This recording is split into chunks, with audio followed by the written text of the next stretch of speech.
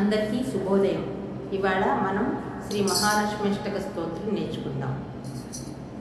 ఓం నమస్తేస్తు మహామాయే శ్రీపీఠే సురపూజితే శంఖచక్రగదా హస్తే మహాలక్ష్మీ నమోస్తుతే. నమస్తే గరుడారూఢే డోలాసురభయంకరీ సర్వపాపహరే దేవి महालक्ष्मी नमोस्तुते.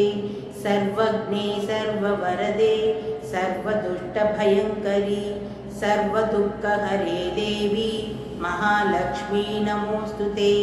सिद्धिबुद्धिप्रदे देवी भुक्तिमुक्तिप्रदायिनी मंत्रमूर्ते सदा देवी महालक्ष्मी नमोस्तुते.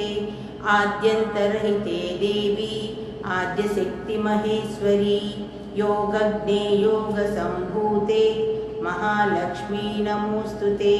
स्थूलसूक्ष्ममहारौद्रे महाशक्तिमहोदरे सर्वपापहरे देवी महालक्ष्मी नमोस्तुते. पद्मासनस्थिते देवी परब्रह्मस्वरूपिणी परमेशी जगन्मातः महालक्ष्मी नमोस्तुते. श्वेतांबरधरे देवी नानालंकारभूषिते जगत्स्थिते जगन्मातः महालक्ष्मी नमोस्तुते.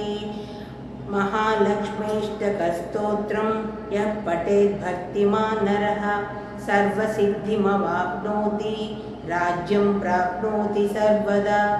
एककाले पठेत् नित्यं महापापविनाशनं द्विकालं यः पठेत् नित्यं धनधान्यसमन्वितः त्रिकालं यः पठेत् नित्यं महाशत्रुविनाशनं. महालक्ष्मीर्भवेत् नित्यं प्रसन्नवरदा शुभा.